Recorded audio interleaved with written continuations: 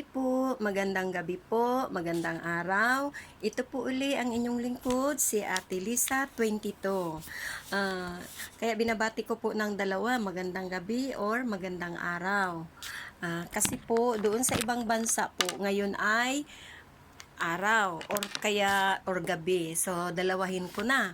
Magandang araw, magandang gabi para mabati ko man lang kung saan naabot yung video natin. Ang gagawin ko pong spell ngayon ay para po doon sa medyo humihina na yung mga communication sa mga relationship natin. Example, minsan kasi may mga hindi maiiwasan na mga pangyayari sa ating or mga pagsubok sa ating relationship.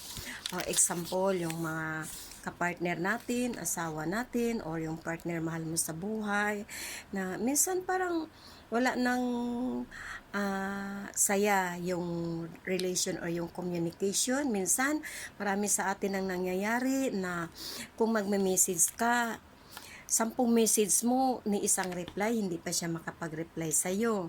So, ibig sabihin ay parang may something na hindi na kanais-nais. So, kailangan po magawaan ng paraan kung paano manumbalik yung tamis ng kanyang pagmamahal at yung init ng kanyang pagmamahal sa iyo. Ganun po yon. So, habang pwede pang magawaan ng paraan, gawaan po natin ng paraan habang maisave pa. So, ganito po ang gagawin natin. Yun nakasabi ko na yun pa rin yung mga gagamitin natin. Example, kailangan natin ng honey. Honey po. Kasi na konti lang. Pwede kayo makabili ng honey na maliliit. Yung mga kasing kaliit pa nito, mura lang po yon. Or else yung malalaki-laki na, pwede din po. Kasi po, pwede po natin magagamit yan. Example, kung may mga iba pang spell tayo, mga love spell na kailangan natin yun, so pwede magamit pa din. And then, pangatlo po ay red candle. Yung ganito, red candle. Ayan. Red candle yan. Or kung mayroon po kayo yung red candle na mahaba, ganito, pwede din po. Kung wala po yan, kasi mahirap na din po makita ng mga ganyan, yung ganito na lang po. Ayan, red candle. Pagkatapos po ng red candle, ay kailangan po natin ng picture. Picture po ng partner natin. Example, ito. Ito po yung picture ng partner natin. Ayan. So, yan ang i-ready nyo. And then, another one is red ball pen. Pag love spell, ang sinasabi ko ay red ball pen. Hindi po pwedeng pula. Ang pula po hindi po pwede ang itim, sorry. Ang itim po ay magagamit po natin ito sa ibang bagay na hindi love spell. Pero pag yung pagmamahal at pag-ibig, ito po ang dapat nating gagamitin dahil ito ay pula. Pula po ay simbolo ng pagmamahal. Okay? Yan. And then, ang susunod po ay ang papel. Ganito po, yung papel. Yan. Ganito lang. Yan. Yan ang papel. Yan ang gagamitin natin. Yan. And then, ang susunod po ay, ang gagawin po natin, ayan, mayroon na tayong red candle, mayroon na po tayong picture ng mahal natin or partner natin or asawa natin. Ayan, lalong-lalo na po yung mga LDR. Yan, yung mga long distance relationship. Ganyan. So, ang gagawin po natin ay, unang-una, sindihan po natin yung kandila. Ganyan. Yan. Yan. Sindihan po natin. Okay? Yan. Pagkatapos po, ilagay po natin yan sa harapan natin. Yan. And then, ay yung picture po ng partner natin ay example ganito. Yan. Hawakan po natin sa kanang kamay. Saan ang kanang kamay? Ito po. Kanang kamay. Yan. Kanang kamay. Tapos po, itapat niyo po sa likod ng kandila. Example yan ng kandila ninyo nakasindi. Dito lang po. Yan. Yan ang kandila na nakapatong. Ganyan. Dito po yung picture niya. Harap po sa iyo. Nakaharap sa iyo ang picture niya. And then po, i-concentrate mo. Bago po ang lahat, i-concentrate mo po, titigan mo po yung picture niya. Then, i-concentrate mo po na masaya kayong magkakasama. I-visualize nyo po or i-concentrate, i-meditate nyo or imagination ninyo na masaya po kayong nakakasama. Ganyan po. And then pagkatapos po niyan, ilapag nyo po. Diyan din po malapit sa kandila. Yan. And then, isulat nyo po yung pangalan. Example, una po pangalan mo. Example, Imelda Lopez Villanueva. Yan. And then yung pangalan po niya ay example, Roger Cruz Alcantara. Ayan po. Ganito na po yun. O, yan. Ito po yung pangalan mo, Imelda Lopez Villanueva. Then, ito po yung pangalan niya, Roger Cruz Alcantara. Ang gagawin niyo po ay bilugan niyo po yung pangalan niya. Guhitan niyo galing sa pangalan niya up to end ng apelyido niya. Then, i-circle ninyo. I-circle yan hanggang sa makulong siya sa guhit. Ayan po. Ayan po. Pangalan niya. So, ibig sabihin yan po ay makukulong po siya dyan sa guhit. Ayan po. Makukulong siya sa guhit. Yung kanya lang pong pangalan ang ninyo, guhitan ninyo. Hindi po pwede yung sa inyo. And then, ayan po. Nakasulat na. Nandyan na lahat. And then po, patakan po ninyo ng honey. Yung sabi ko yung honey. Patakan po ninyo ng honey yung mismong pangalan lang niya. From start, sa simula, hanggang sa dulo ng kanyang apelyido. Yung circle na yon, yung sinirkelan ninyo, dun po, mula sa pangalan niya, patakan ng honey, hanggang dun sa pinakadulo. Yan. And then po, ilagay nyo po yan, and then banggitin nyo po yung spell na ganito. Kuha po kayo ng lapis or ballpen at isulat nyo para hindi po ninyo malimutan. Baka mamaya malilimutan ninyo. Okay. Kuha po kayo ng papel and ballpen. Then isulat nyo po ito. Ito po yung babanggitin. I cast this spell to make you come back to me and seal your soul with me. Ulitin ko po. I cast this spell to make you come back to me and seal your soul with me. Ibig sabihin, itong spell na ito ay ginawa mo para babalik siya sa iyo, babalik yung kanyang tamis ng pagmamahal sa iyo, at isisilyado mo na yung isipan niya para sa iyo. So, ibig sabihin, nakasealed yung kanyang isip para sa iyo. Ayan. Yan. And then, sana hindi po ninyo malimutan yun kasi yun po yung importanteng babangkitin pag ginagawa po ninyo itong spell na ito. Okay? And then, pagkatapos po ninyo na mabanggit na po yun lahat, ganito po yun. Sa harap nyo yung kandila na nakasindik, sample yan sa harapan nyo, mag-meditate lang po kayo. Ayan, tapos yung mag-meditate lang po kayo na i-meditate ninyo, i-concentrate ninyo na matutupad yung mga kahilingan ninyo. Na example, itong spell na ito ay i-concentrate ninyo ay matutupad. Think positive, matutupad. Yan po. Pagkatapos po ay hipan po ninyo ang kandila. Hipan. Yan. Hipan po ninyo ang kandila. Kasi pwede pa po ito magagamit hanggang sa 3 gabi. Kasi ito po ay 3 gabi nating gagawin. 3 gabi po itong gagawin. Itong spell na ito ay 3 gabing gagawin.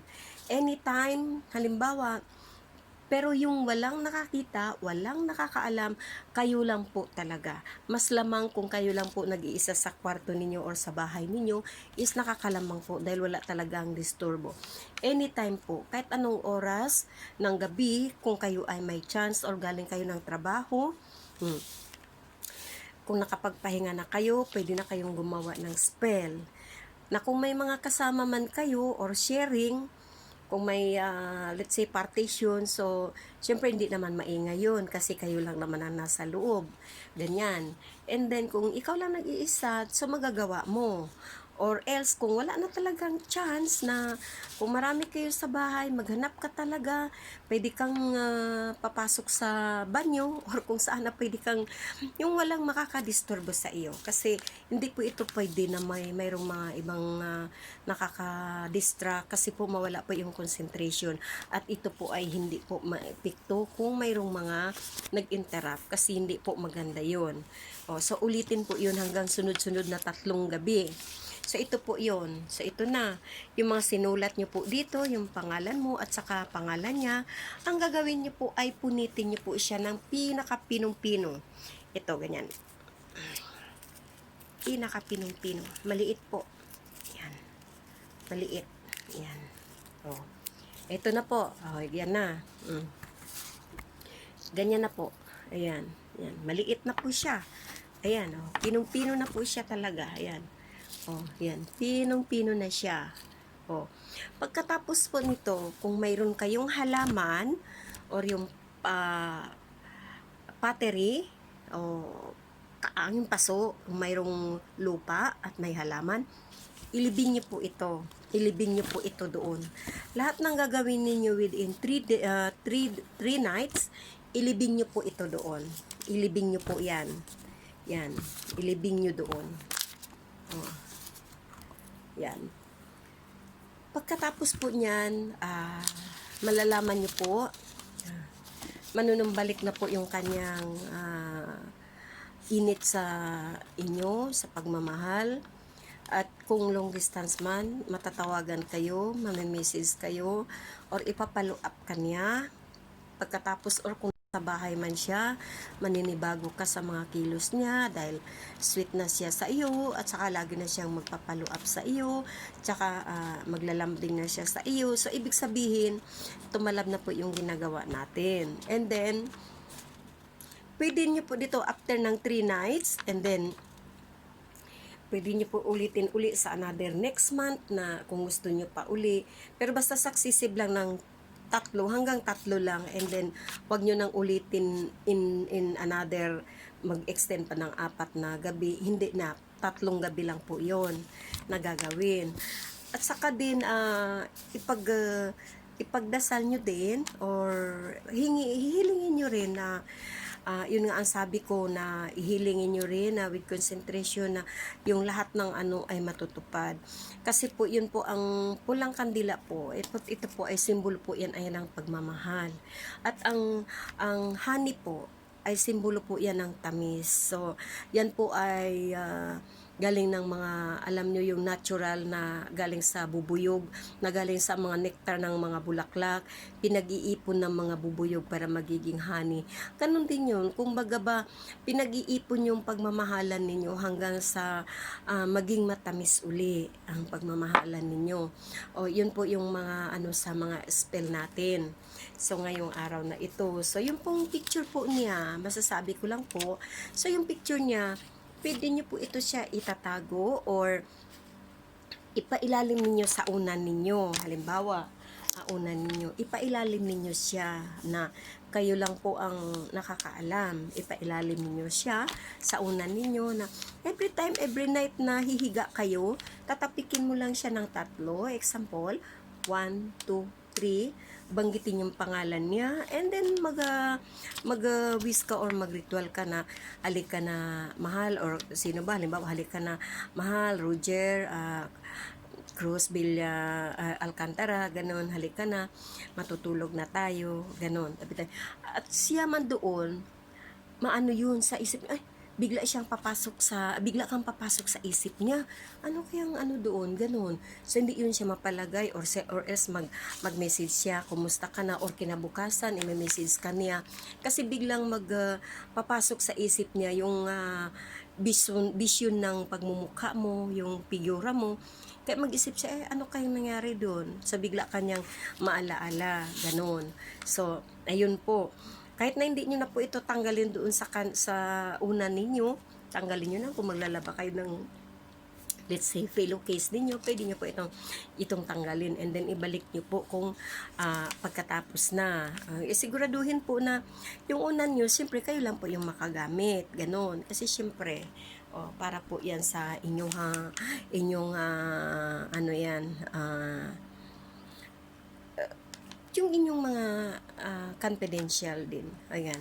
So, wala po kayong pagsabihan nito. Ito lang po ay para lang po sa inyong sarili, kaalaman. Kaya po ang sabi ko po ay hindi po pwede kung mayroong mga ibang nakakaalam.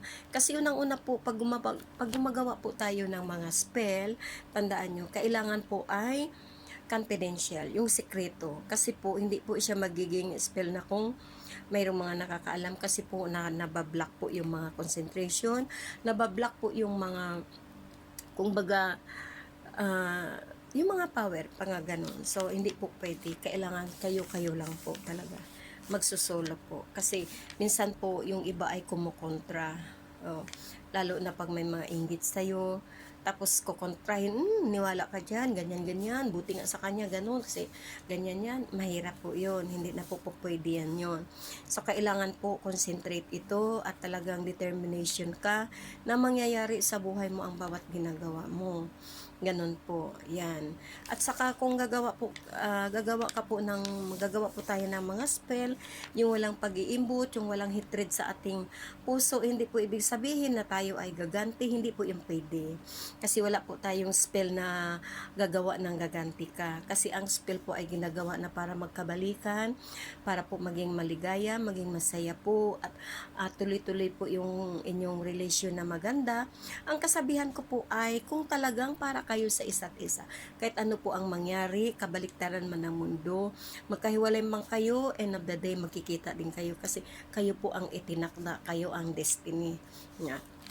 So, siyempre, hindi po natin alam kung yun ba talaga yung destination natin.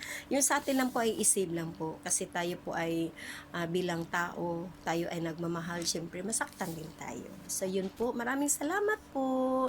Ito muli si Ate Lisa, 22. Good luck. Happy good day. Bye-bye.